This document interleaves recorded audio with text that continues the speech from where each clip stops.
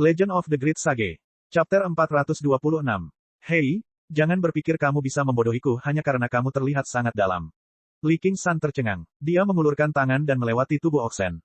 Oxen mengetuk dahi Xiao Chen dengan jarinya. Saat dia tertawa, dia menghilang seperti mimpi. Li Qingshan segera merasakan sesuatu di lautan kesadarannya. Namun, ia tidak sempat memikirkannya, karena saat kerbau berbalik, ia melihat banyak luka bersilangan di dada kerbau.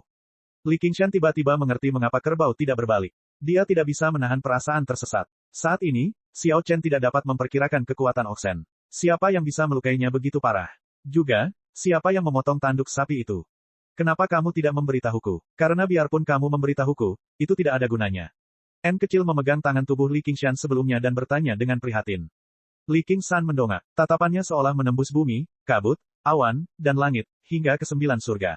Setelah sekian lama, dia menundukkan kepalanya dan tersenyum. Sepertinya kita harus bergegas. Aku baru saja bertemu kakak Ox lagi. Sepertinya dia membutuhkan kita. Tiba-tiba, 9 surga bukan lagi janji kosong. Itu karena orang yang memberinya segalanya dan percaya bahwa Xiao Chen biasa ini bukanlah karakter kecil sedang menunggu bantuannya. Aku akan menemanimu, kata N kecil dengan serius. Tentu saja, Li Qingshan menarik kesadaran jiwanya dan kembali ke lautan kesadarannya. Yang dia lihat hanyalah dalam kegelapan tanpa batas, sosok-sosok gelap telah muncul. Itukah yang ditinggalkan Brother Ox untuknya? Indra spiritual yang telah terkondensasi menjadi kura-kura roh menghilang dan kembali ke penampilan asli Li Qingshan. Xiao Chen menjelajahi lautan kesadaran dan tiba di antara bayang-bayang. Dia menghitungnya dengan cermat. Total ada 8 bayangan. Mereka tampak seperti siluet berbagai binatang. Li Qingshan paling akrab dengan salah satu dari mereka. Bukankah itu seekor lembu? Li Qingshan mengulurkan tangannya dan menyentuh siluet itu. Siluet itu langsung menyala. Seekor sapi iblis berdiri tegak, punggungnya melengkung seperti gunung. Pembuluh darah di tubuhnya melebar, seolah-olah melepaskan aliran energi yang stabil. Li Qingshan bahkan lebih akrab dengan pesan yang dikirimkan darinya. Bukankah ini tinju sapi iblis yang berkekuatan besar? Li Qingshan sangat gembira. Dengan kata lain, 8 bayangan ini adalah 8 kemampuan ilahi. Kemudian, ia menemukan harimau dan kura-kura, namun ia merasa ada sesuatu yang hilang. Tidak, bukan 8, seharusnya 9. Perasaan ini datang entah dari mana. Namun, itu sangat intens. Sapi itu tiba-tiba berkata, itu benar, kemampuan ilahi ini disebut 9 transformasi setan dan dewa, dan itu adalah sesuatu yang telah saya kembangkan sepanjang hidup saya. Nak, bisakah Anda memahaminya sedikit? Berapa banyak transformasi yang dapat Anda kembangkan akan bergantung pada kemampuan Anda sendiri. Petik 2. Saudara Ox, kamu belum pergi. Li Qingshan berseru kaget. Sapi itu tetap diam, seolah-olah itu adalah benda mati. Ini adalah kata-kata terakhir yang ditinggalkan Oxen ketika dia mencetak 9 transformasi iblis dan dewa ke dalam lautan kesadarannya. Namun, dia tidak menjelaskan mengapa disebut 9 transformasi iblis dan dewa, dan mengapa hanya ada 8 transformasi di sini. Namun, Li Qingshan tidak lagi mempedulikan hal itu. Dia melihat sekeliling ke 8 siluet, dan hatinya dipenuhi dengan keterkejutan. Dia akhirnya mengerti mengapa dia selalu merasa bahwa kemampuan ilahi yang diajarkan Oxen kepadanya tidak sehebat jalan tulang putih dan keindahan luar biasa. Ternyata, dia bahkan belum benar-benar menguasai transformasi pertama dari 9 transformasi iblis dan dewa, transformasi iblis sapi. Jika dia bisa menguasai ke-9 transformasi, apa gunanya Fu Qingjin disebutkan? Apa gunanya istana koleksi pedang disebutkan? Bukan karena dia harus melampaui 9 surga, tetapi 9 provinsi tidak dapat menahan keberadaannya. Saudara Niu benar-benar telah meninggalkan sesuatu yang luar biasa untuknya. Li Qingshan menenangkan dirinya dan sepenuhnya membenamkan dirinya dalam transformasi iblis sapi. Prinsip-prinsip mendalam dan tertinggi yang dikandungnya jauh lebih mendalam dan rumit daripada apa yang telah dijelaskan oleh Oxen kepadanya di masa lalu. Namun, saat itu, ia dibatasi oleh kemampuannya sendiri dalam memahami, sehingga ia hanya bisa memberikan penjelasan kasar. Dia hampir tidak bisa maju ke tingkat kultivasi berikutnya. Pada saat ini, ketika dia memahaminya dengan cermat, dia tiba-tiba merasa tercerahkan, terutama aura yang dikeluarkan oleh patung iblis lembu itu. Itu adalah guru terbaiknya. Saat dia memahami metode budidaya, dia secara tidak sadar meniru gerakan iblis lembu itu. Dari sudut pandang Little N, otot-otot Li Qingshan naik dan turun seperti gelombang, bergetar dengan cara yang aneh dan memancarkan aura yang mengejutkan. Li Qingshan tiba-tiba menganggapnya agak aneh. Ketika pemahamannya tentang transformasi iblis sapi semakin dalam, dia tidak merasakan kekuatan tanpa batas atau kebebasan untuk melakukan apapun yang dia inginkan. Sebaliknya, dia merasakan kesedihan dan ketidakberdayaan yang mendalam. Sebuah mantra tiba-tiba muncul di benaknya. Kekuatan besar iblis sapi tenggelam dalam lumpur.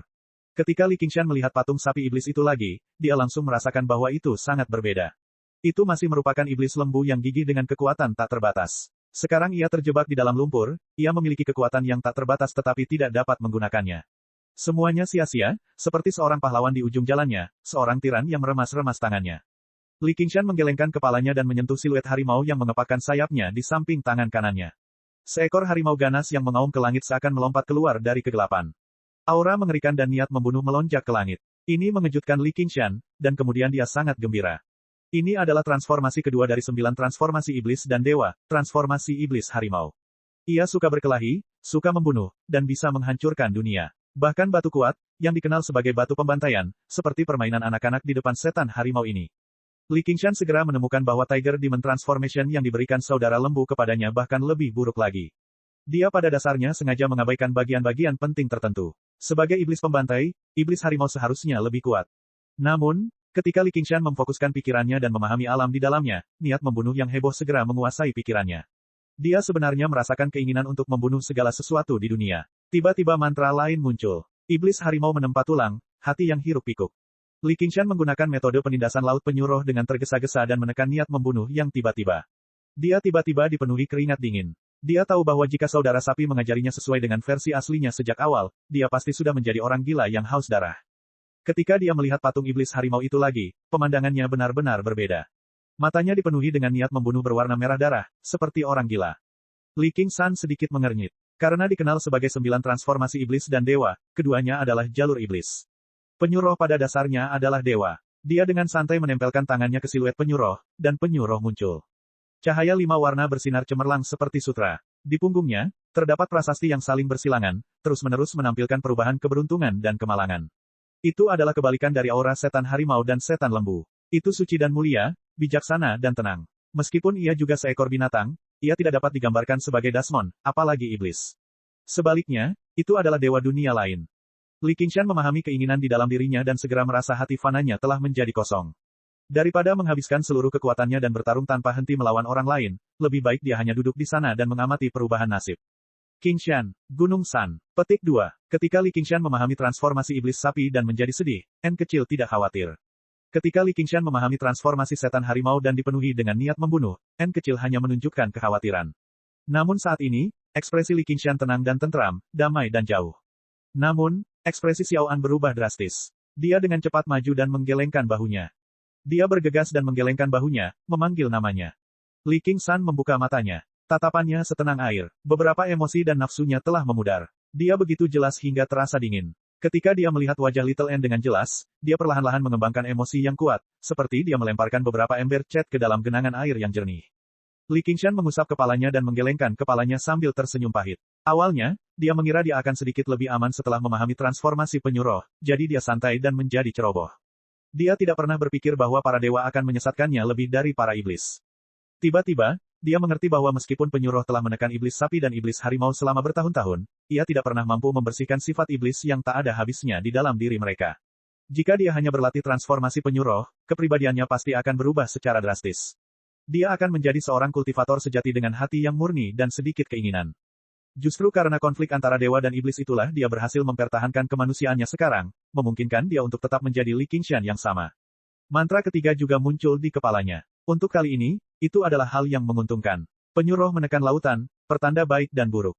Metode budidaya lengkap dari 3 transformasi telah memberikan manfaat yang sangat besar bagi Li Qingshan. Jika dia bisa meluangkan waktu dan memahaminya dengan cermat, kekuatannya pasti akan mencapai tingkat yang baru. 9 transformasi iblis dan ilahi tidak seperti metode budidaya biasa, di mana ia harus mengolahnya lapis demi lapis.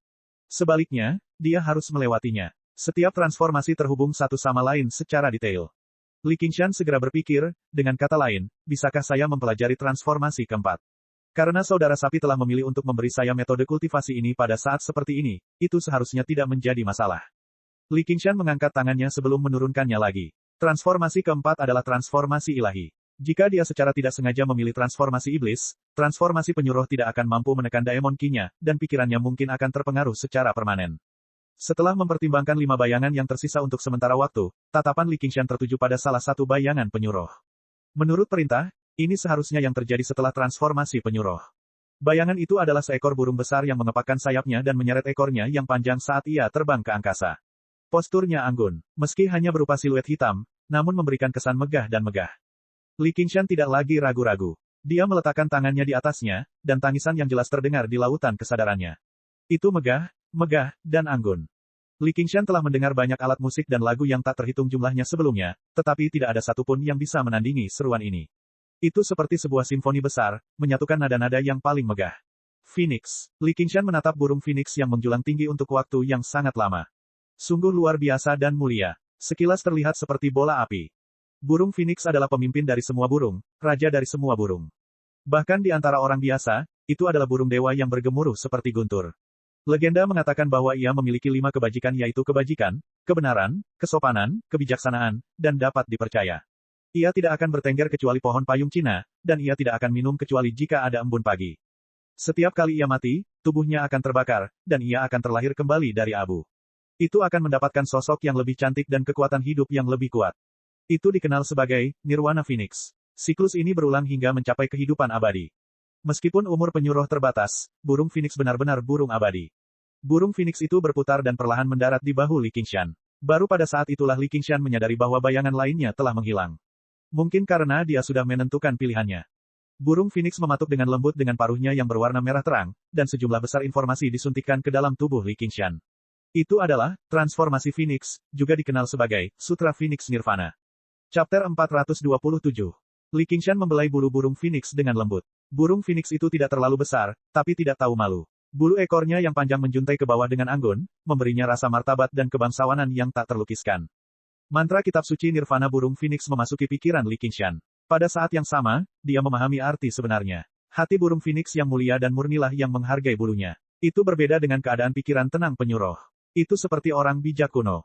Saat burung Phoenix terbang, dunia menjadi damai. Hasilnya, Li Qingshan juga memperoleh mantra keempat, Nirvana, malapetaka, dan kekacauan burung Phoenix. Aliran Taoisme memiliki seni berdoa. Itu dibagi menjadi 2 bagian. Yang berdoa memohon keberkahan, sedangkan yang berdoa memohon musibah. Burung Phoenix memiliki kekuatan Nirvana dan hati yang abadi. Sekalipun menghadapi krisis hidup dan mati yang besar, ia tidak akan takut, apalagi bencana belaka. Saat Li Qingshan tergerak, dia tidak bisa menahan diri untuk tidak menghela nafas dengan takjub. Mengapa siluman lembu dan siluman harimau sama-sama suram dan jahat, sedangkan roh kura-kura dan burung Phoenix sama-sama menyenangkan dan membawa keberuntungan? Saudara sapi, yang menciptakan kemampuan ini, pada akhirnya adalah Dasmon. Dan, 8 kemampuan ini milik 4 dewa dan 4 iblis, jadi di manakah kemampuan terakhir? Menekan berbagai pertanyaannya, Li Qingshan menenangkan pikirannya dan memahami kitab suci Nirvana dari burung Phoenix. Setelah itu, dia membuka matanya. Memang benar, hal itu tidak sesederhana kelihatannya. Penyuruh terbuat dari air, sedangkan budidaya Li Qingshan semuanya memiliki atribut air. Namun, burung Phoenix kebetulan berasal dari api, sedangkan penyuruh tenggelam di laut dalam, sedangkan burung Phoenix menari di 9 langit. Yang satu pendiam, yang satu lagi lincah. Kebiasaan mereka bertolak belakang. Pepatah bahwa air dan api saling melengkapi dan bergerak sebagai satu kesatuan bukanlah hal yang aneh di dunia kultivasi, tetapi itu hanya untuk para kultivator biasa. Kedua jenis binatang dewa ini memiliki karakteristik yang sangat murni, dan jika seseorang ingin mereka cocok satu sama lain, maka itu akan sangat sulit. Pada dasarnya itu hanyalah sebuah fantasi untuk membuat mereka kompatibel. Setelah berkultivasi selama beberapa jam, Li Qingshan menyerah untuk sementara. Hutan belantara bukanlah tempat untuk bercocok tanam. Dia akan memikirkannya setelah dia selesai dengan apa yang harus dia lakukan dan kembali ke 100 aliran pemikiran. Pikiran Li Qingshan kembali tertuju pada cincin Sumeru. Matanya berangsur-angsur bersinar. Itu bersinar. Itu berisi semua harta milik Soaring Dragon Elder, berbagai artefak roh, alat sihir, ramuan, batu roh, dan jimat, pasti jumlahnya sangat banyak, bahkan sampai saat ini. Itu juga merupakan kekayaan yang sangat besar. Mengesampingkan segalanya, selama dia bisa mendapatkan pil di dalamnya, tidak akan menjadi masalah untuk mendorong budidayanya ke tingkat berikutnya.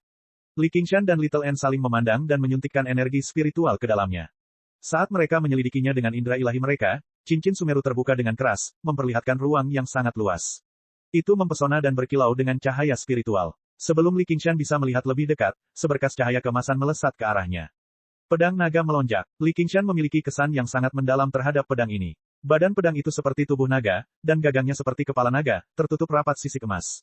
Itu bersinar terang, dan sekilas, itu tampak seperti naga hidup. Sekarang, pedang itu benar-benar hidup kembali. Ia terbang keluar dari cincin Sumeru dan menembak ke arah Li Qingshan. Itu secepat sambaran petir emas, seolah ingin membalaskan dendam tuannya. Pedang itu bergetar seperti auman naga. Dengan kejadian yang tidak terduga ini, bahkan Li Qingshan pun agak terkejut. N kecil berada beberapa langkah lagi, jadi dia tidak dapat menyelamatkannya tepat waktu. Dentang, tepat pada waktunya, cangkang mendalam penyuruh bangkit dan memblokir pedang naga yang melonjak. Sebelum Li Qingshan sempat mengatur napas, dia melihat pedang naga melonjak melompat dan terbang ke udara seperti naga yang mengejutkan. Tangkap! Ia mencoba melarikan diri. Li Qingshan berseru dan melompat, tapi dia masih sedikit lebih lambat dari pedang naga melonjak. Itu menembus formasi dan batu. Semua ini terjadi dalam sekejap mata. Pembunuhan pedang naga melonjak telah gagal, jadi itu seperti pendekar pedang tertinggi yang mempertaruhkan nyawanya untuk sebuah pembunuhan. Jika serangannya gagal, ia akan lari ke kejauhan. Li Qingshan tidak pernah membayangkan bahwa pedang benar-benar memiliki kecerdasan seperti itu. Benar-benar tidak dapat dibayangkan. Dentang, pedang tulang menyapu secara horizontal dan menghempaskan pedang naga melonjak. Pedang naga melonjak berputar beberapa kali sebelum melarikan diri ke arah lain. 12 tasbih tengkorak terbang, mengelilingi pedang naga yang melonjak. Pedang naga melonjak bersinar terang, dan auman naga menjadi lebih intens. Dengan dentang dan dentang, ia menjatuhkan tasbih tengkorak, tetapi segera menjadi lebih lamban. Ternyata, 12 tasbih tengkorak telah berubah menjadi iblis tengkorak seukuran 12 jari yang memeluk pedang naga melonjak dengan kuat. Skeleton Demons semuanya memiliki kekuatan yang mengejutkan. Mereka dapat membelah gunung dan menghancurkan bebatuan, melampaui Jenderal Daemon biasa. Namun, pedang naga melonjak masih bisa bergerak bebas, merayap di dalam gua seperti ular emas. Setiap kali ia dihentikan oleh Little N, ia menjadi semakin panik. Ini berlanjut sampai sebuah tangan besar mencengkeram gagangnya dengan kuat. Iblis kerbau gemetar, dan penyuruh tertekan.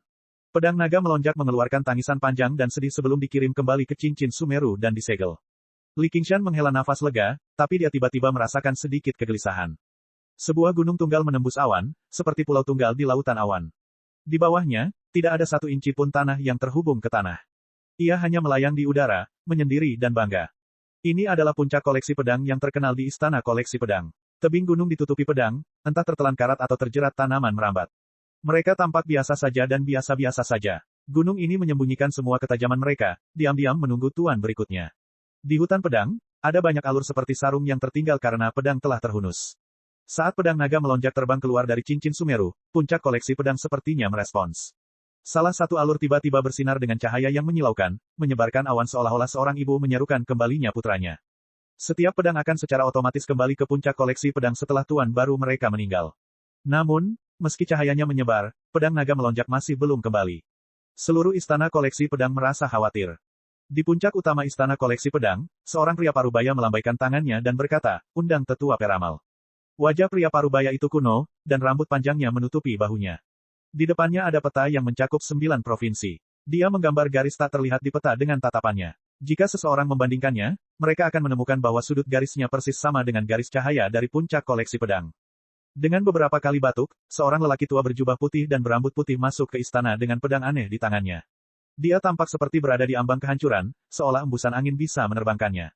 Namun, setiap langkah yang diambilnya sangat tegas.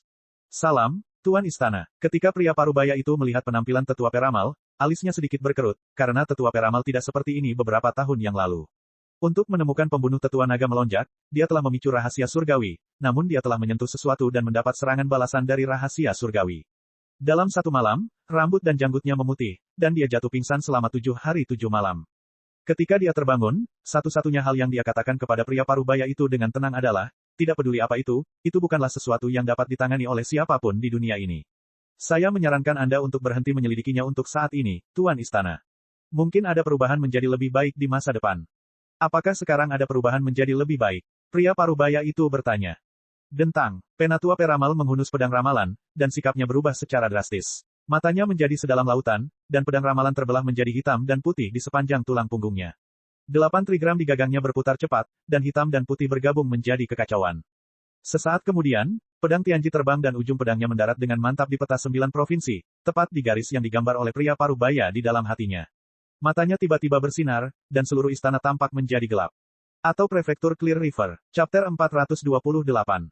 Siang hari, Fu Qingjin mendarat di Gunung Tandus. Rerumputan di sekitarnya subur, diwarnai kemasan oleh sinar matahari dan bergoyang karena angin musim gugur. Suasananya suram dan tenang. Fu Qingjin fokus 120%. Disinilah pedang Soaring Dragon muncul. Nada tegas tetua peramal dalam pesan itu mencegahnya untuk bersikap ceroboh sama sekali. Segera, dia merasakan kelainan pada ki spiritual dunia. Fu Qingjin menemukan jalan ke dalam sebuah gua. Gua itu tidak terlalu dalam, jadi dia segera mencapai ujungnya. Itu sudah kosong, tapi dia bisa merasakan bahwa seseorang pernah melemparkan formasi di sini. Seberkas cahaya kemasan turun dari langit, mendarat di mata Fu Qingjin. Melalui celah itu, dia bisa melihat langit di luar. Itu benar, itu di sini. Pedang Soaring Dragon gagal melarikan diri, tetapi pedang Qi telah menembus langit-langit. Fu Qingjin menutup matanya. Saat matahari terbenam, pancaran sinar matahari menghilang dalam sekejap mata. Fu Qingjin membuka matanya. Pertama-tama, dia tidak terlalu kuat. Setidaknya dia tidak berada dalam kesengsaraan surgawi kedua. Kalau tidak, dia akan ditekan sebelum pedang Soaring Dragon bahkan bisa melepaskan pedangnya Qi. Kedua, dia seharusnya menjadi penggarap yayasan pendirian. Jenderal Daemon tidak bisa membuka cincin Sumeru, dan dia juga tidak lemah.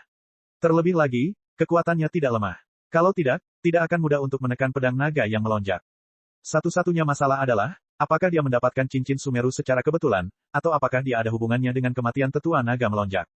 Hanya ada sekitar 100 penggarap yayasan di prefektur Clear River. Selama dia menyelidiki lokasi orang-orang ini ketika pedang Soaring Dragon muncul, maka dia pasti bisa menemukan beberapa petunjuk melalui eliminasi. Penggarap pertapa mutlak tidak ada di antara para penggarap. Sulit untuk bersembunyi di dunia. Khususnya, hal ini bahkan lebih berlaku bagi para penggarap yayasan pendirian. Fu Qingjin meninggalkan tempat tinggalnya, dan matanya bersinar dengan cahaya dingin.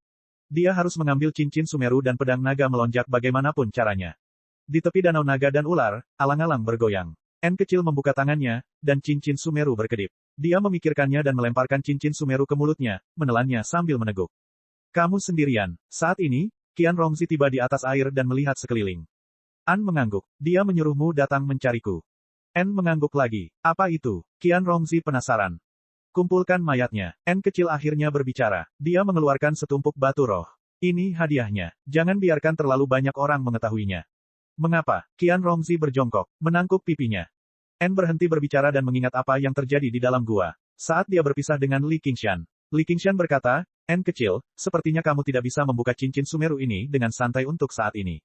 Saya merasakan ada sesuatu yang tidak beres sebelumnya. Mungkin istana koleksi pedang telah mengetahui lokasi kita sejak saat itu. Petik 2. Mulai sekarang, kita akan berpisah. Aku akan mencari Rusin untuk membuatkan pil untukku. Pergilah, cari Qian Rongzi. Biarkan dia membantu Anda mengumpulkan mayat dan terus menyempurnakan tasbih tengkorak. Bukankah kamu mengatakan bahwa kamu akan dapat membentuk formasi setelah menyempurnakan 18 formasi? Saya pikir kami harus mengandalkan Anda untuk membunuh Blood Shadow. Petik 2. Entah itu membunuh Strongstone atau Blood Shadow, keduanya membutuhkan kekuatan yang luar biasa. Dia membutuhkan kekuatan yang luar biasa. Kalau tidak, begitu dia dikalahkan, dia tidak akan lagi ditoleransi oleh iblis. Strongstone tidak bisa dihancurkan, sedangkan Blood Shadow secepat kilat. Mereka berdua adalah musuh yang tangguh. Jika dia ingin menjamin pembunuhannya, dia harus meningkatkan kekuatan mereka. Dari semua orang yang dikenal Li Qingshan, pada dasarnya tidak ada orang yang lebih tidak bisa dipercaya selain Qian Rongzi. Namun, tidak ada orang yang lebih cocok selain dia untuk ini. Hanya seseorang yang sangat teliti dan tertutup seperti dia yang dapat menyelesaikan tugas ini secara rahasia. Bahkan Li Qingshan tidak bisa menandinginya dalam aspek ini. Sifatnya yang hanya mencari keuntungan menjadi bentuk perlindungan saat ini. Meskipun Li Qingshan tidak menyukai kepribadiannya, kerja sama mereka selama ini sukses. Karena An tidak mengatakan apapun, Qian Rongzi tidak bertanya lebih jauh. Dia mendorong batu roh itu kembali. Aku akan menghitung pembayarannya dengannya. Mayat seperti apa yang kamu inginkan? Prajurit mayat halus dan jenderal mayat, atau yang lainnya? Petik 2. Apa saja, tapi jangan membunuh sembarangan. Ini juga perintahnya. Untuk apa aku menyia-nyiakan energi ini? Yang paling sedikit kita miliki adalah orang-orang yang membunuh tanpa pandang bulu. Petik 2.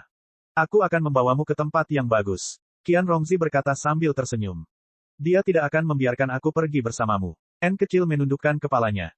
Baiklah, terkadang aku sangat ingin membunuhnya. Jangan menatapku. Aku hanya bercanda. Mataharinya sangat bagus. Danau ular naga yang berkilau mencerminkan sosok mereka, seolah-olah dilapisi dengan lapisan emas. Senyuman di wajah Qian Rongzi tampak sedikit lebih hangat. Biarkan aku istirahat sebentar. Aku akan segera pergi. Segera. Qian Rongzi berbaring di atas rumput yang layu. Dia menyandarkan lengannya dan menutup matanya. Seekor ular kecil yang cantik menggeliat di wajahnya. Kelihatannya aneh dan menakutkan, tapi ekspresinya sangat tenang. Ketika Li Qingshan melihat Rusin lagi, dia sedang melakukan praktik kedokteran di kota kecil di pegunungan. Dia berpakaian putih dan memiliki senyum hangat di wajahnya. Dia berdiri di antara kerumunan, dan dengan lambaian tangannya, luka-lukanya disembuhkan dan penyakitnya dihilangkan. Semua orang berlutut di tanah dan memanggil, Dewi, Bodhisattva, dan Abadi. Ekspresinya menjadi semakin lembut, dan dia meminta mereka untuk berdiri. Di bawah cahaya matahari terbenam, kepalanya tampak dikelilingi lingkaran cahaya. Dia mulia dan suci, seperti seorang dewi. Bodhisattva Rusin, hatiku sakit. Bolehkah aku tahu obat apa yang bisa menyembuhkannya? Hati Li Qingshan tergerak. Dia menyembunyikan auranya, menerobos kerumunan, dan maju untuk bertanya. Rusin mendengar suara familiar datang dari belakangnya. Dia menoleh ke belakang, dan cahaya aneh muncul di matanya. Dia tersenyum dan berkata, hatimu sakit karena hati nuranimu buruk. Hanya dengan menggali hatimu dan memotong daging yang buruk maka penyakit itu dapat disembuhkan. Tapi menurutku hatimu sudah buruk. Bahkan para dewa pun tidak bisa menyelamatkannya, dan tidak ada obat yang bisa menyembuhkannya. Petik 2. Kalau begitu aku akan menggalinya untukmu. Li Qingshan tertawa. Setelah 3 tahun, teman lama masih seperti teman lama. Bukankah itu bagus? Tawa ini tidak pantas dan menimbulkan gelombang kemarahan di kalangan penonton, terutama kaum muda. Mereka dipenuhi dengan kemarahan yang wajar. Siapa kamu yang datang dan menggoda kami? Jangan biarkan dia lari, pukul dia. Seorang lelaki tua bergegas maju dan ingin meninju Li Qingshan, memperlakukan Li Qingshan sebagai seorang bejat. Li Qingshan memiringkan kepalanya dan menghindarinya, tapi dia tidak berani melawan. Dengan kekuatannya saat ini, satu gerakan sederhana akan menyebabkan banyak orang mati. Ru Xin terkikik. Bukan saja dia tidak mengerti, dia berkata, terima kasih, teman-teman desa, karena telah membantu saya. Minggir, aku suaminya. Li Qingshan berteriak, dan semua orang tercengang. Setelah itu, dia menarik Ru Xin dan keluar. Ru Xin tidak melawan. Dia tersenyum dan melambai pada penduduk desa, membiarkan dia menariknya pergi. Semua orang tercengang, terutama yang muda. Wajah mereka pucat, dan hati mereka hancur. Dia sebenarnya punya suami. Itu adalah kota kecil. Sebenarnya, itu lebih seperti kota besar, dengan tembok putih dan ubin hijau, jembatan kecil, air mengalir, dan rumah pohon willow hijau. Li Qingshan menarik Ru Xin ke koridor terpencil. Di satu sisi ada sungai yang mengalir, dan di sisi lain ada sebuah rumah. Ada asap mengepul dari cerobong asap. Melihat ke atas, seluruh kota dipenuhi asap. Ru Xin tersenyum. Suamiku, ini waktunya melepaskan. Suamiku, kamu tidak tega. Hati Li Qingshan tergerak. Dia menggoda. Jika kamu tidak sanggup, maka ceraikan wanita itu dari keluarga Han. Kalau tidak, aku harus menjelaskannya padanya. Sepertinya kita tidak ditakdirkan untuk bersama. Li Qingshan melepaskannya dan mengangkat bahu. Bagaimana kamu membangun yayasanmu juga? Aku ingin menunjukkan padamu kekuatan seorang penggarap yayasan dan memukul perutmu begitu keras hingga kamu memuntahkan sisa bunga kupu-kupu biru. Sekarang saya tidak bisa. Ru Xin menggosok pergelangan tangannya, dan matanya yang berbentuk almond sedikit miring. Dia penuh senyum.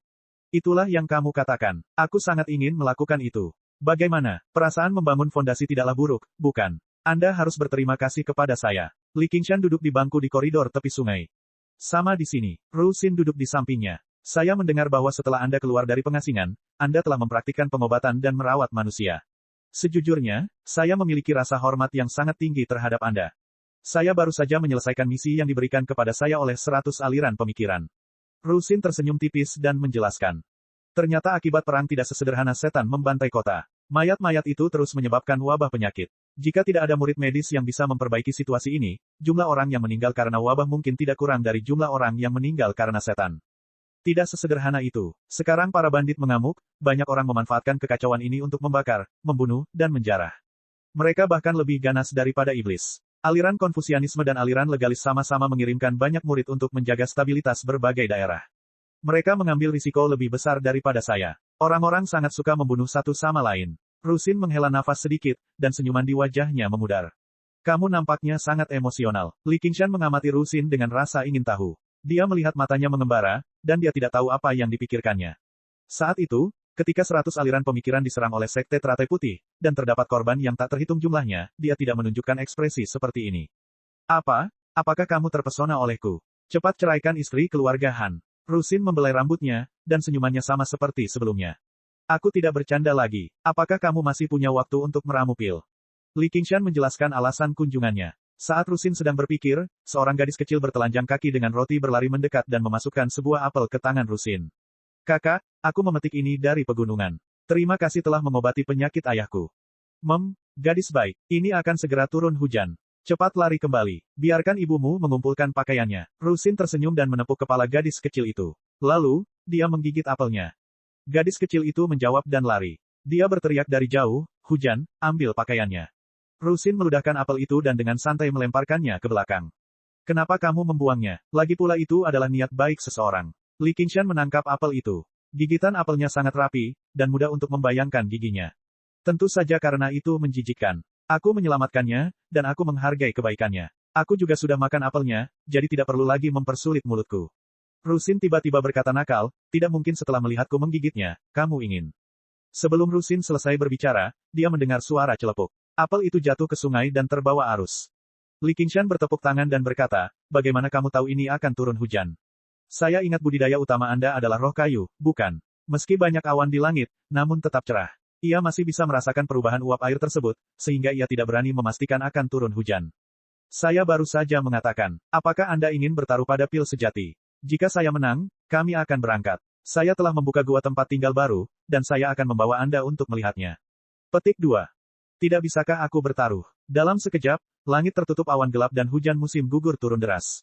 Rusin mengulurkan tangannya, ekspresi licik di wajahnya seolah rencananya berhasil. Ayo pergi. Li Qingshan meletakkan pil sejati di tangannya. Hujan semakin deras, membentuk tirai hujan di luar koridor. Ada yang salah dengan hujan ini. Rusin mengerutkan kening dan melihat keluar gunung di barat. Itu energi iblis. Li Qingshan juga merasakan energi iblis yang bergolak di kejauhan mengalir deras ke tirai awan. Pada saat yang sama, ada getaran yang datang dari kejauhan, dan getarannya semakin dekat. Keduanya terbang ke puncak gunung. Mereka melihat arus kuning berlumpur menyapu bebatuan dan pohon-pohon yang patah, menderu-deru saat mengalir ke arah mereka. Aliran gunung. Chapter 429. Aliran gunung bergemuruh menuju kota kecil. Bagaimana Daemon Qi yang terkandung di dalamnya bisa lolos dari indera Li Qingshan dan Rusin? Ini bukan hanya bencana alam, tapi bencana Dasmon. Kota kecil itu akan ditelan banjir dalam sekejap, berubah menjadi rawa. Mungkin bahkan tidak 1/10 penduduk kota akan selamat. Li Qingshan berkata, mari kita hentikan aliran gunung dulu. Rusin mengulurkan tangannya dan memberi isyarat. Dedaunan menghijau menyusut seukuran pintu dan bertebaran, membentuk bendungan di sepanjang jalur aliran deras pegunungan. Apakah kamu benar-benar berpikir kamu bisa menghentikanku dengan trik kecilmu? Ada cibiran di kejauhan. Seekor ikan lele aneh melayang di perairan berlumpur dengan mengibaskan ekornya. Sekilas punggungnya yang lebar dan hitam pekat tampak seperti sebidang tanah. Itu juga seorang Jenderal Daemon. Ada banyak tentara Daemon yang samar-samar berada di dalam air, juga mendorong arus deras ke depan. Hujan deras terseret ke dalam aliran deras dengan sudut miring. Arus derasnya semakin besar, menghantam bendungan dedaunan hijau dengan keras. Ketika penduduk kota mendengar gangguan tersebut, mereka semua keluar dari rumah masing-masing dan menyaksikannya dengan kaget. Raungan naga berubah dari lembut menjadi keras. Seekor naga air kristal sepanjang beberapa puluh meter mengembun di langit dan terbang ke bawah, menerjang ke arah ikan lele aneh di sumber semburan. Ini adalah pertama kalinya Li Qingshan menggunakan teknik sebagai penggarap yayasan pendirian. Efeknya begitu besar bahkan dia pun terkejut. Tubuh ikan lele aneh yang berwarna hitam pekat tiba-tiba melompat tinggi ke udara, mengayunkan ekornya dan membubarkan naga air. Sebaliknya, ia memanfaatkan momentum air untuk membuat semburan gunung semakin deras. Itu melonjak seperti serbuan 10.000 kuda. Ikan lele aneh memiliki keunggulan geografis. Ia tidak berusaha membunuh atau melukai mereka berdua, hanya menghancurkan kota dan membunuh mereka. Itu bukan lagi sesuatu yang bisa dihentikan oleh seorang penggarap yayasan. Li Qingshan baru saja akan terbang ke bawah dan menggunakan inti Daemon penyuruh ketika dia menekan aliran derasnya. Dia berharap Rusin ceroboh dan tidak menyadari ada yang salah. Rusin malah berkata, aku akan menghentikan aliran gunung. Bunuh Dasmon itu. Apa? Bagaimana Anda menghentikannya? Petik 2. Bahkan sebelum Li Qingshan selesai bertanya, Rusin sudah terbang. Dia melihat dua gunung terjepit di antara mereka. Arus deras mengalir, dan matanya tiba-tiba berubah menjadi biru, seperti danau yang tenang. Rambutnya berkibar dan berubah menjadi biru muda. Kulitnya agak bening seperti air. Dia melompat ke toren. Hentikan omong kosong itu. Rusin bangkit dari air. Itu terdiri dari air jernih dan tingginya beberapa kaki. Hanya bagian atas tubuhnya yang tersisa, dan ia merentangkan tangannya lebar-lebar untuk menangkap arus deras. Airnya seolah menjelma menjadi benang-benang hijau yang bertebaran di tengah hujan. Li Qingshan tidak punya waktu untuk terkejut. Dia mengambil langkah dalam kehampaan, dan gelombang kuat melonjak di bawah kakinya. Dia mengambil langkah lain. Dia sudah berada 1000 kaki jauhnya. Langit dipenuhi air hujan, gelombang udara beriak saat ia jatuh ke aliran deras gunung. Bo Changhai, Tosho Shiki. Dalam sekejap, energi spiritual di Laut Qi dan Tiannya mulai melonjak.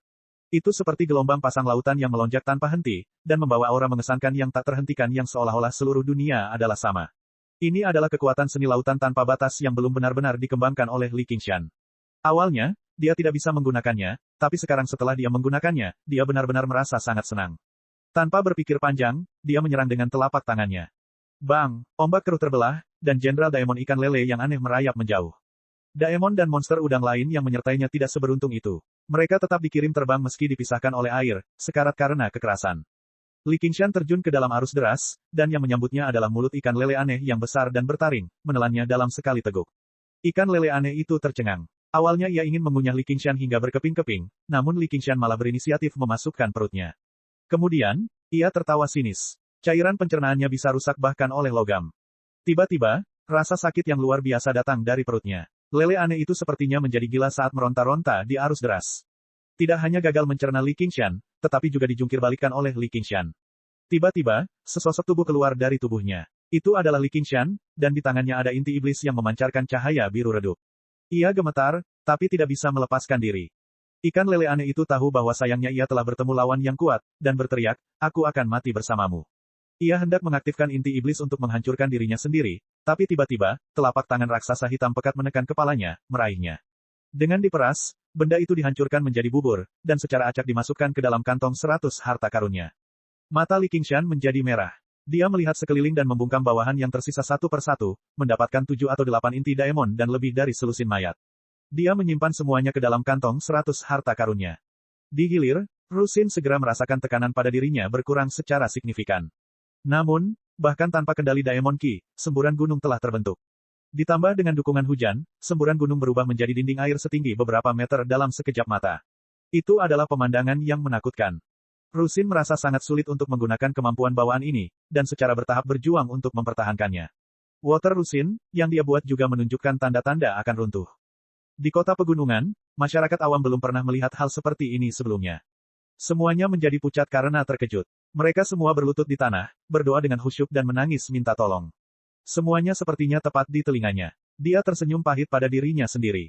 Bahkan jika kamu memohon padaku, itu tidak ada gunanya. Saya sebenarnya bukanlah seorang yang abadi, Buddha, atau iblis. Saya hanyalah seorang kultivator lemah yang baru saja memahami dasar-dasar jalur kultivasi. Dia tidak pernah berpikir bahwa dia akan tetap tidak berdaya setelah memperlihatkan dirinya di hadapannya. Penyuruh menekan lautan. Li Qingshan turun dari atas dan mendarat di depan arus deras. Arus deras yang mengamuk segera mereda secara signifikan, namun bahayanya belum teratasi. Dinding air terus meninggi. Jika terus berlanjut, ibarat tsunami yang bisa langsung meratakan kota pegunungan tersebut. Pada saat itu, Li Qingshan melupakan segalanya. Dia menatap lurus ke arah Rusin. Baru sekarang dia akhirnya melihat penampilan Rusin yang sebenarnya. Tidak hanya matanya yang berubah warna, tetapi sepasang sirip biru tumbuh dari belakang telinganya serta sepasang sirip yang lebih besar di punggungnya. Mereka transparan seperti sutra dan berkibar seperti sayap. Dari pinggang ke bawah, sepasang sirip berubah menjadi ekor ikan biru, berayun anggun di air. Apakah kamu sudah cukup melihat? Jika sudah, cepat bantu aku. Rusin berkata dengan kesal. Tentu, minggir. Li Qingshan tersenyum seperti anak kecil yang mengintip masalah pribadi orang dewasa, yang membuat Rusin merasa dia sangat menyebalkan. Dia tidak berkata apa-apa lagi dan menyingkir. Dinding air segera runtuh. Ketika orang-orang di kota melihat hal ini, mereka semua berteriak. Mereka semua terjatuh ke tanah saat kaki mereka menjadi lemah seperti mie. Yang mereka lihat hanyalah air yang mengalir deras ke langit. Tangan kanan Li Qingshan terus berputar, menggunakan bentuk vortex. Inti daemon penyuruh di tubuhnya bersinar terang dan terbang tinggi ke udara. Saat ini, ikan lele aneh telah dibunuh. Awan gelap menghilang, dan matahari muncul. Sinar matahari menyinari sungai air yang membentang di langit. Semua orang tercengang. Li Qingshan mengayunkan tangannya dengan kuat seperti sedang memercikkan tinta. Pada saat itu, aliran air mengalir deras dan pecah di udara, berubah menjadi hujan lebat. Semua orang di kota itu basah kuyup. Saat kabut membubung, seberkas cahaya melintasi kota. Sorakan pun terdengar. Li Qingshan kembali ke daerah antara dua gunung itu. Rusin sudah kembali ke penampilan aslinya. Dia begitu santai seolah-olah dia sengaja berpura-pura tidak terjadi apa-apa. Namun, Li Qingshan tidak bisa menahan rasa penasarannya. Dia bertanya, kamu seorang merfolk. Rusin malah menjawab dengan sebuah pertanyaan. Bahkan jika manusia pada dasarnya mengolah elemen air, apakah mereka memiliki kendali atas air? Chapter 430. Itu karena aku berbakat. Li Qingshan tertawa terbahak-bahak. Jembatan pelangi terbentang di belakangnya, bersinar terang. Saya juga, Rusin berkata dengan putus asa, jika kamu ingin aku memurnikan pil, hentikan omong kosong itu. Dia melompat dan mendarat di atas daun yang menghijau, terbawa angin. Li Qingshan mengikuti di belakang awan, terus-menerus mengamati punggung Rusin. Merfolk adalah salah satu dari yang lainnya. Mereka hidup di perairan, sebagian besar di tepi laut selatan. Mereka cantik dan pandai menyanyi, menenun air menjadi sutra, dan air mata mereka berubah menjadi mutiara. Provinsi kabut jauh lebih besar daripada provinsi hijau. Dia tidak dapat membayangkan bagaimana dia melintasi hampir 50.000 kilometer dan menetap di sini. Sekarang setelah dia melihat wajah aslinya, misteri yang mengelilinginya menjadi semakin dalam. Baiklah, aku setengah merfolk. Bagaimana menurutmu? Rusin tidak tahan lagi dengan tatapan Li Qingshan. Dia tiba-tiba berhenti di atas daun yang menghijau dan berkata dengan kesal. Tidak ada, sebenarnya, baru saja, kamu cukup cantik. Khususnya, matamu. Li Qingshan berkata dengan tulus. Mungkin karena para elf di dunia memadat, banyak ras orang lain yang terkenal karena kecantikan mereka. Merfolk adalah yang terbaik di antara mereka. Dikatakan bahwa mata mereka memiliki kekuatan misterius. Anda tidak dapat melakukan kontak mata dengan mereka, atau Anda akan terpesona. Jantung Rusin berdetak kencang. Dia menganggap Li Qingshan sangat aneh. Ketika orang biasa melihat orang lain, mereka semua akan terkejut dan kaget. Mereka akan merasa jijik, tapi dia tidak menunjukkan reaksi sama sekali.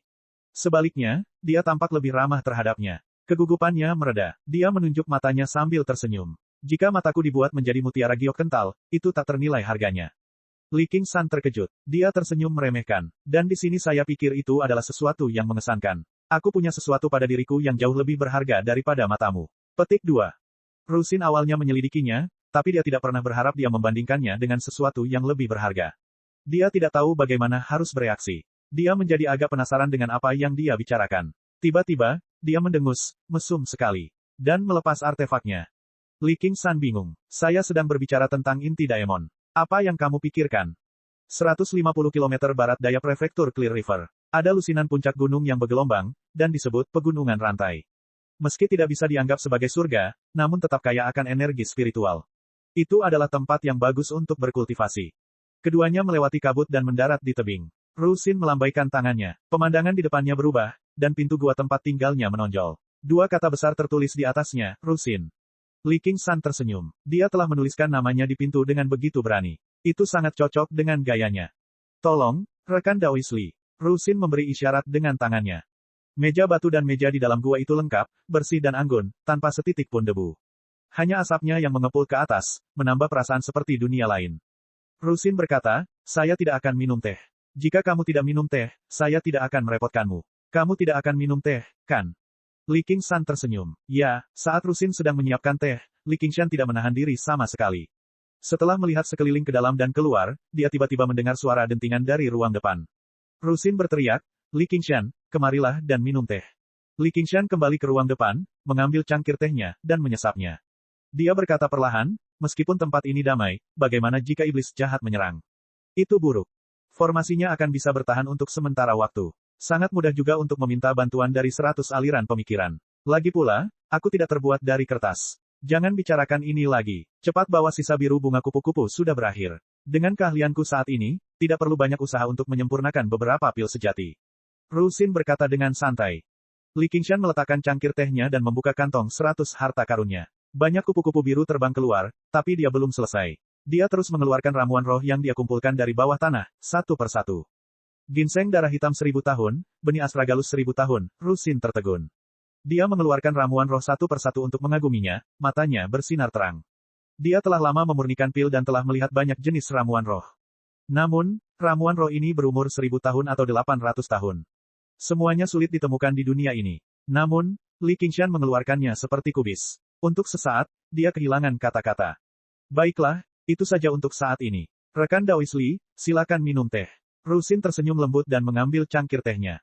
Tinggalkan di sini. Li Qingshan mendengus dan memiringkan dagunya. Cek, aku bilang kamu gendut. Kamu terengah-engah. Rusin melemparkan cangkir teh ke atas meja sebelum mengambil ramuan spiritual dan mempelajarinya dengan cermat. Dari mana ramuan spiritual ini berasal? Lupakan saja. Aku sudah kaya raya. Kebajikan yang aku kumpulkan selama 2 tahun terakhir benar-benar tidak sia-sia.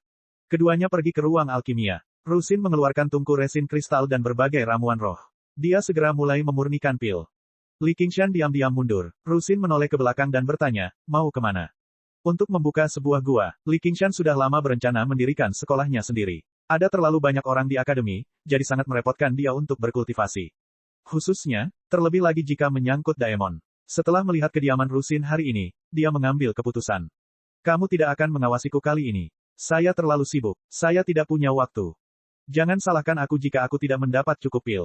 Tidak masalah. Jika waktunya tiba, aku akan menyingkirkan keledai itu setelah dia meninggalkan batu kilangan. Bahkan kamu tidak akan bisa melarikan diri. Li Qingshan melambaikan tangannya tanpa menoleh ke belakang. Rusin terkejut. Kaulah keledainya. Li Qingshan sudah keluar dari gua. Tawanya berangsur-angsur hilang. Awalnya, dia mengira dia harus menemaninya memurnikan pil untuk sementara waktu. Dia merasa itu agak merepotkan, tapi dia tidak menyangka dia akan pergi begitu cepat. Sebaliknya, dia merasa agak kesepian. Tiba-tiba, dia tersenyum. Meskipun dia sangat bingung, dia tidak pernah ragu bahwa dia akan benar-benar berbalik melawannya. Sekalipun hanya 30% pil yang dimurnikan dari ramuan roh ini, itu sudah cukup bagi dua sekte budidaya untuk berbalik melawan satu sama lain dan memulai perang. Sambil menggelengkan kepalanya untuk menghilangkan pikiran ini, dia duduk bersila, menyalakan tungku resin kristal, dan mulai memurnikan pil. Li Qingshan kembali ke 100 aliran pemikiran dan memberitahu Liu Chuanfeng bahwa dia akan membuka sebuah gua di luar. Kemudian, dia mencari Little N. Apakah kamu sudah memberitahu Qian Rongzi tentang masalah ini? Ya, saya sudah mengumpulkan 70 hingga 80 ribu. Secepat itu, Li Qingshan terkejut. Ternyata, Qian Rongzi tidak hanya mengumpulkan mayat selama bertahun-tahun. Dia juga telah melakukan banyak bisnis yang mencurigakan. Dia telah mengumpulkan 40 hingga 50 ribu mayat prajurit, dan mereka semua adalah elit yang telah dimurnikan dengan sangat hati-hati. Yang lain dengan kualitas lebih rendah semuanya telah terjual. Kalau tidak, dia akan memiliki setidaknya 1 atau 200 ribu. Ada banyak kenalan di 100 aliran pemikiran juga. Setelah dengan santai mengumpulkan beberapa, mereka mengumpulkan 70 hingga 80 ribu, yang dia serahkan kepada Little N untuk saat ini. Dia tidak menerima batu roh. Dia bilang dia ingin menyelesaikannya denganmu. Tidak apa-apa juga. Li Qingshan mengusap kepala Little N dan berpikir sendiri. Sebaiknya serahkan masalah ini padanya. Ayo kita membangun gua. Sebuah gua, itu rumah kita. Rumah. N kecil mengulangi dengan lembut. Hati yang tercipta dari jalan tulang putih dan keindahan luar biasa tiba-tiba membara dengan gairah. Dia mengangguk dengan tegas, baiklah. Saat mereka berdua hendak pergi, Hua Sengzan dan Han Tiyi datang bersama. Salah satu dari mereka berpenampilan cantik dan sangat tampan. Yang lainnya memiliki alis seperti pedang dan mata berbintang, tampak sangat heroik. Sejak mereka mengatasi kesengsaraan surgawi, kecantikan mereka menjadi semakin memikat. Saat mereka berdiri bersama, mereka tampak seperti sepasang batu giok. Li Qingshan menghampiri mereka dan menyambut mereka, mengapa kalian berdua ada di sini? Qingshan, kudengar kamu akan membangun sebuah gua. Apakah kamu membutuhkan bantuan kami? Hua Sengzan berkata dengan antusias. Han Tiyi tidak suka bicara. Dia berdiri di sana dengan dingin. Tidak perlu melakukan itu. Itu hanya menggali lubang. Kamu tidak bisa mengatakan itu. Kamu tidak bisa membangun gua tanpa formasi. Formasi kunci emas 8 gerbang ini mungkin bukan formasi terbaik, tapi itu hampir tidak cukup untuk digunakan sebagai formasi pelindung. Anggap saja sebagai ucapan selamat atas keberhasilan Anda dalam mendirikan yayasan Anda. Hua Sengzan bersikap terlalu rendah hati. Formasi kunci emas 8 gerbang ini bernilai setidaknya beberapa puluh ribu batu roh. Bahkan seorang penggarap yayasan pendirian akan kesulitan untuk menerobosnya dengan kekuatan mereka sendiri. Selain itu, ia dapat mengunci ki spiritual. Setelah beberapa lama, gunung biasa pun bisa menjadi tempat budidaya. Li Qingshan tergerak. Dia menerima seluruh rangkaian pelat formasi dan bendera. Saat ini, dia tidak kekurangan beberapa puluh ribu batu roh. Namun, sumber asetnya tidak diketahui. Jika dia membelanjakannya secara sembarangan, akan sangat mudah bagi orang lain untuk curiga. Formasi Hua Sengzan bisa dikatakan sangat membantu. Namun, dia tidak punya apapun untuk membalas budi. Semua yang dia miliki adalah barang curian.